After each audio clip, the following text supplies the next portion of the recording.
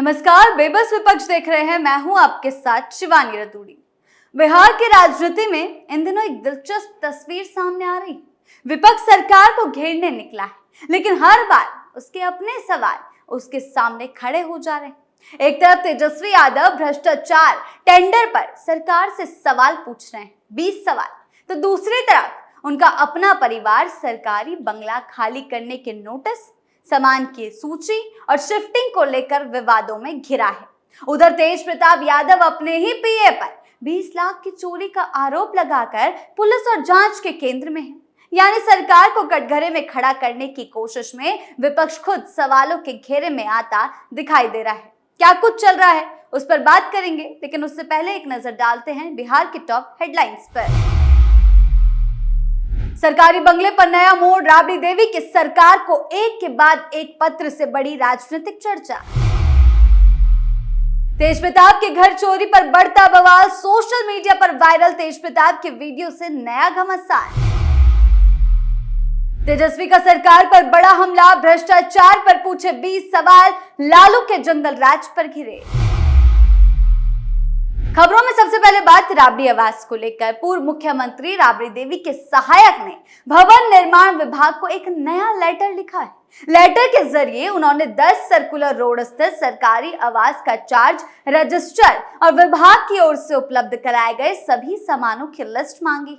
पत्र में कहा गया कि आवास खाली करते समय सरकारी सामानों को सही मिलान हो सके और किसी तरह का विवाद ना हो, इसकी स्थिति ना बने, इसीलिए विभाग सामानों की पूरी लिस्ट दे। लेकिन खबर कुछ और ही सामने आ रही है। ये एक तरीके से बहानेबाजी और समय सीमा टालने की कोशिश लग रहा है। जानकारी के अनुसार राबड़ी देवी की ओर से ये सूची इसलिए मांगी जा रही है ताकि भविष्य में उन पर यह आरोप न लगे कि आवास खाली करते समय सरकारी सामान अपने साथ ले जाया गया।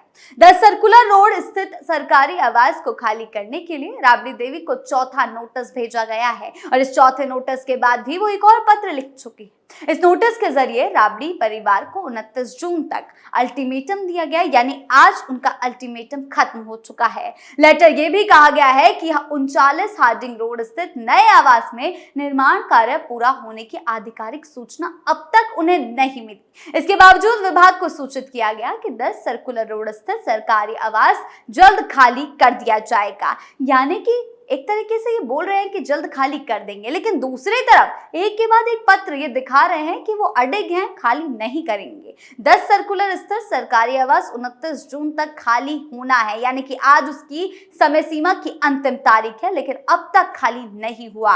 आवास के अंदर और बाहर लगे सीसीटीवी कैमरे पिछले दिनों हटा दिए गए। सामान पैक करने का काम भी जारी है। बता दें, लालू परिवार को अलॉट 39 हार्डिंग रोड स्थित नए आवास में काम तेजी से कराया जा रहा है।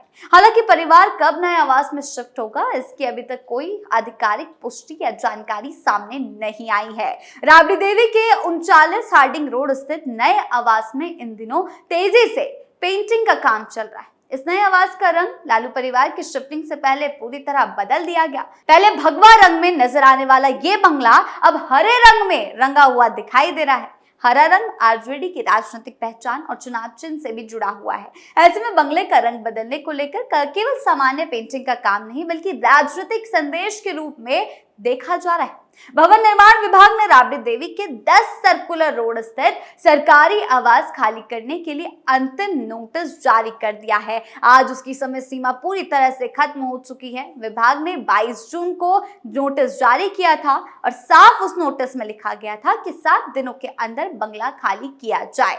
इस अवधि की अंतिम तारीख आज है। राबड़ी देवी एक के बाद एक पत्र सरकार को लिख रही है। जैसे ही डेडलाइन करीब आती है, वो एक पत्र सरकार को लिख देती है, जो कहीं ना कहीं बहानेबाजी के तौर पर दिखाई दे रहा है। ऐसा लग रहा है कि राबड़ी देवी को बंगला खाली करना ही नहीं है, जिसके चलते वो बार बार लेटर सरकार को सौंप रही है, भवन निर्माण विभाग को दे रही है, जो आगे चलकर अगर अब भी उन्होंने ये बंगला खाली नहीं किया तो आज सम्राट चौधरी कोई बड़ा एक्शन राबड़ी आवास के ऊपर ले सकते हैं।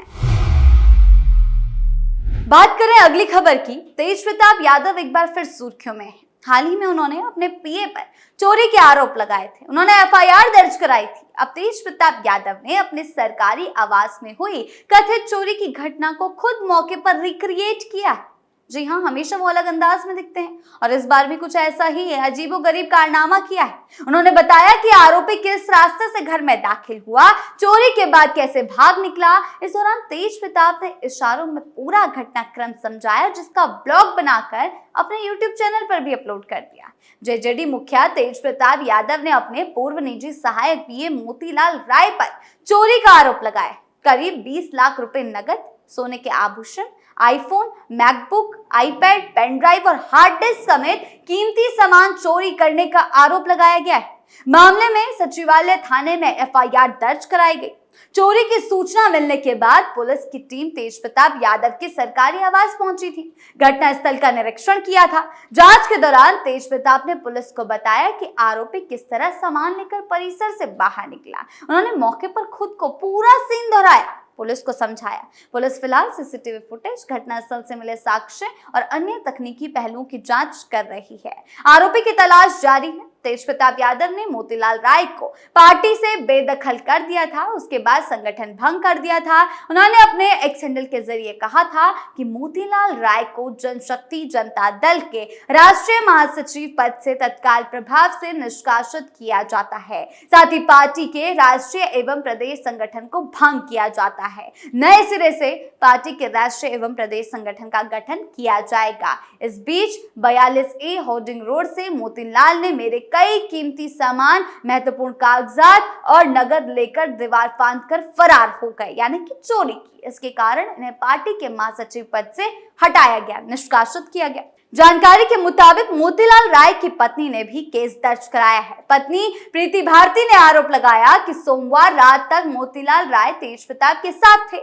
इन्होंने घर पर वीडियो कॉल की थी, जो कि तेज प्रताप यादव के स्मार्टफोन से की गई। उसके बाद से ही मोतीलाल राय घर में है ही नहीं। मुझे शक है कि मेरे पति अब दुनिया में है भी या नहीं। यानी कि बड़ी फूट एक बार फिर तेज प्रताप यादव की ओर से डाली गई है। अपनी ही पार्टी के अंदर वो पता नहीं किस तरह की हरकतें करते हुए नजर आ रहे हैं, जिसका बड़ा खामियाजा तेज प्रताप यादव को भुगतना होगा। और ये वीडियो सोशल मीडिया पर काफी तेजी से वायरल हो रहा है।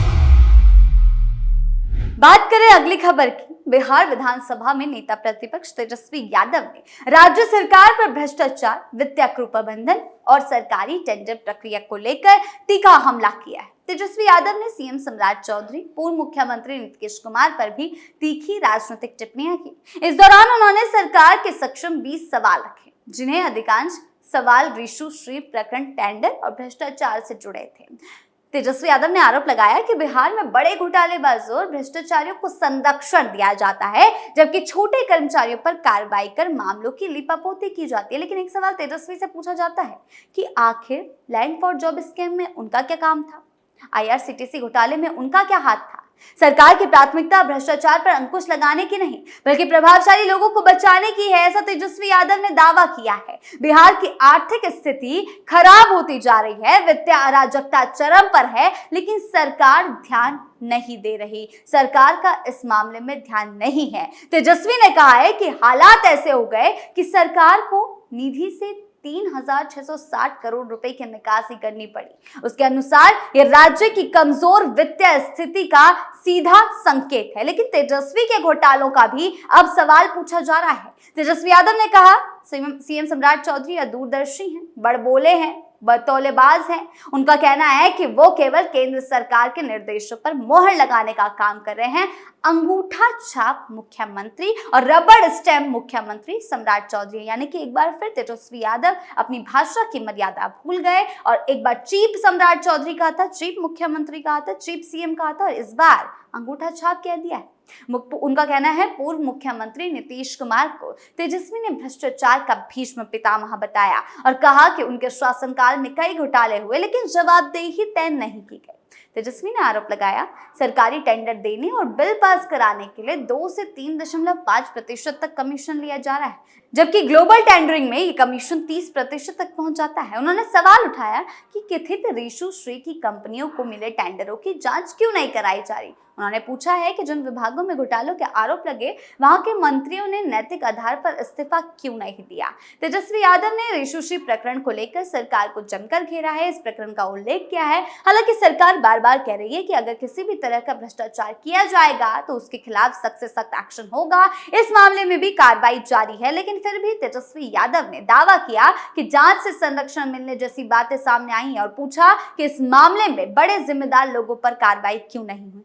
ऐसे में तेजस्वी जब भी सरकार को घेरने की कोशिश करते हैं वो खुद घिर जाते हैं, क्योंकि लालू यादव के समय के घोटाले किसी से छिपे नहीं हैं, भ्रष्टाचार के मामले किसी से छिपे नहीं हैं। और तेजस्वी का कहना है सार्वजनिक धन का दुरुपयोग हो रहा है, भ्रष्टाचार में शामिल लोगों के खिलाफ कार्रवाई नहीं होती। तो आप जिन मामलों में फंसे हुए हैं, उन मामलों में केस चल रहा है, उस पर आप क्या जवाबदेही देंगे। तेजस्वी ने आरोप लगाया है कि राज्य की जांच एजेंसी भ्रष्टाचार के मामलों में कार्रवाई करने की बजाय दोषियों को बचाने का काम कर रही है, लेकिन उल्टा तेजस्वी सवालों के चक्रव्यूह में फंसते हुए नजर आ रहे हैं। उनका कहना है बड़े मामलों में छोटे अधिकारियों पर कार्रवाई नहीं होती, प्रभावशाली लोगों तक जांच नहीं पहुंचती। तेजस्वी ने कहा राज्य सरकार इमरजेंसी फंड का इस्तेमाल कर रही है, जिससे बिहार की आर्थिक स्थिति पर सवाल खड़े होते हैं। बिहार पर कर्ज का बोझ बढ़ रहा है, केंद्र से अपेक्षित वित्तीय सहयोग भी नहीं मिल रहा। उनका कहना है अब तक सामने आए बड़े घोटालों में कथित रूप से प्रभावशाली लोगों पर कार्रवाई होती ही नहीं है। सीधा सीधा वो कह रहे हैं कि भ्रष्टाचारियों को मुख्यमंत्री तवज्जो दे रहे हैं। कुछ भ्रष्ट अधिकारियों का प्रभाव मुख्यमंत्री कार्यालय तक बना है और यही कारण है कि बड़े स्तर पर जवाबदेही तय नहीं हो रही। तेजस्वी ने कई आरोप लगाए जो हमने आपको बताए। तेजस्वी ने मुख्यमंत्री सम्राट चौधरी पर टिप्पणी भी की है और कहा है कि वो स्वतंत्र निर्णय लेने की स्थिति में नहीं है। लेकिन इन सभी सवालों के बीच तेजस्वी यादव खुद उल्टा सवाल के चक्रव्यूह में फंस गए हैं, क्योंकि लालू के जंगल राज पर उनसे सवाल किया जा रहा है और उनके भ्रष्टाचार के नामों में शामिल होने पर भी उनसे सवाल पूछे जा रहे हैं। तो फिलहाल इन कुछ मुद्दों पर विपक्ष इस समय बेबस नजर आ रहा है। आपकी इन मुद्दों पर क्या राय है, हमें कमेंट सेक्शन में जरूर बताएं। धन्यवाद।